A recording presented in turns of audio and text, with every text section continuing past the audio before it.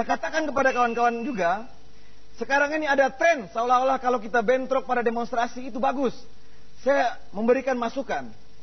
Saya ingin teman-teman aktivis ditangkap bukan gara-gara bentrok, tapi karena selebaran yang teman-teman tulis. Inilah academic freedom yang sungguhnya, idea of progress. Yang paling penting dalam demonstrasi adalah selebaran. Ketika selebarannya mempunyai data yang lengkap, kemudian berbeda dengan analisis para pengamat, inilah yang menjadi daya jual dari demonstrasi, bukan bentrok. Oke, baik.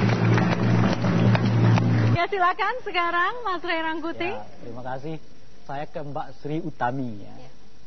Nah, menurut Anda, bagaimana cara mengadvokasi kelompok perempuan ini supaya memiliki keberanian terjun ke dalam dunia politik dan tentu saja memperjuangkan hak-hak dan kepentingan mereka. Dan yang kedua, yang disesuaikan dengan sekarang ini, benarkah menurut Anda pola yang dilakukan oleh KPU yang memberikan kursi terhadap perempuan setiap 3 kursi, satunya untuk perempuan di dalam pemilu legislatif yang akan datang? Berbicara tentang perempuan sebenarnya 7 hari 7 malam pun tidak akan pernah selesai, Mas. Tapi menarik, bahwasanya 51% data BPS penduduk Indonesia adalah perempuan, bahkan sekarang lebih ya. Kondisinya perempuan itu bukan hanya belum berdaya, tapi mereka rata-rata belum memiliki kesadaran untuk memberdayakan dirinya sendiri. Karena kalau dalam konteks perempuan dan politik itu semata-mata bukan hanya hal keberaniannya saja, tapi butuh kesadaran. Yang pertama kesadaran diri, yang kedua kesadaran kelas, dan yang ketiga adalah kesadaran kepentingan. Mau apa mereka terjun ke politik, kepentingannya untuk siapa, dan bagaimana ketika mereka sudah benar-benar menjadi seorang politisi perempuan.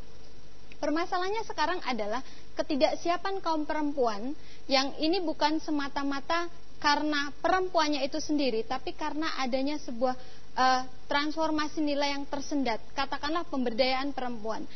Dalam sektor-sektor pemberdayaan perempuan yang diwacanakan bukan untuk merubah paradigma berpikirnya, tapi justru seolah-olah meninabobokan perempuan dengan kasus-kasus hadiah atau kasus-kasus katakanlah pemberdayaan yang sifatnya materialistis, yang sifatnya cenderung pemberian, dan ini membuat perempuan tidak berjuang. Artinya apa? Ketika perempuan sendiri tidak sadar akan perjuangan itu, buat apa mereka masuk ke politik?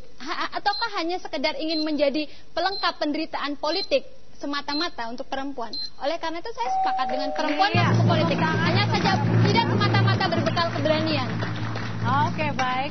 Hasil penilaian juri vote log terhadap 4 peserta terakhir malam hari ini. Regi Hasibuan 23%, Sri Utami 24%, Dimas Prayitno Putra dari Semarang 19%, Hariko Wibawa Satria berapa persen? 27%, ya.